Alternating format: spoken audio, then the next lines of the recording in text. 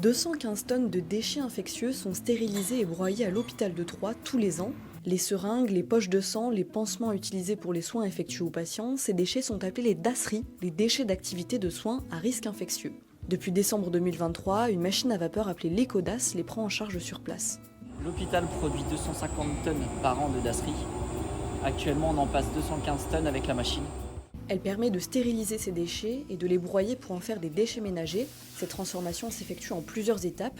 Les bacs sont d'abord stockés à l'hôpital. Ceux qui passent à l'Ecodas sont emmenés au local, situé à quelques dizaines de mètres des urgences. Les bacs passent devant des compteurs gégeurs pour s'assurer qu'aucun déchet radioactif s'infiltre dans la machine. Ils sont pesés. Et ensuite, c'est monté dans la machine au fur et à mesure, 3 bacs par 3 bacs.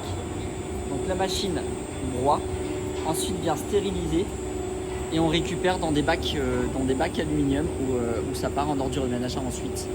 La machine utilise une technologie à vapeur qui agit une fois que les bacs sont versés dans la cuve de 1000 litres. Vous avez 3 cycles de pré-désinfection qui montent à plus 134 ou 136 degrés sans trop me tromper, voilà, qui maintient cette température. Donc c'est 3 pics dans un seul cycle, un cycle qui fait 45 minutes entre l'entrée et la sortie. Un cycle représente le traitement de 3 bacs. C'est un opérateur qui veille au bon fonctionnement de la machine. Il effectue entre 5 et 8 cycles par jour. Chaque semaine, une centaine de bacs de 60 kg de déchets sont donc traités. Ils finissent en granulats et sont ensuite transportés à l'usine d'incinération de La Chapelle-Saint-Luc pour participer à la production d'énergie. On a un accord de principe avec la société partenaire pour que ça parte en incinérateur et que ça fabrique de l'électricité pour rentrer dans une économie circulaire. C'était vraiment la demande un peu des autorités et de l'ARS. Ce projet à 1 million d'euros a été entièrement financé par les fonds européens de développement régional.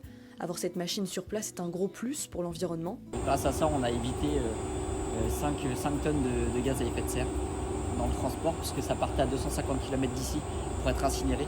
Un plus aussi pour l'hôpital, c'est moins de stockage de déchets infectieux, donc moins de risques et surtout des économies. On passe de 1000 € à 650 € la tonne en traitant, alors sans coût complet, avec la sous-traitance d'exploitation et les collectes en résiduel, c'est 35% de baisse de dépenses. Les 35 tonnes restantes de déchets infectieux, des métaux durs comme le titane, des médicaments et des déchets à la toxicité spécifique ne peuvent pas être traités sur place. Ils sont toujours acheminés vers les sites spécialisés.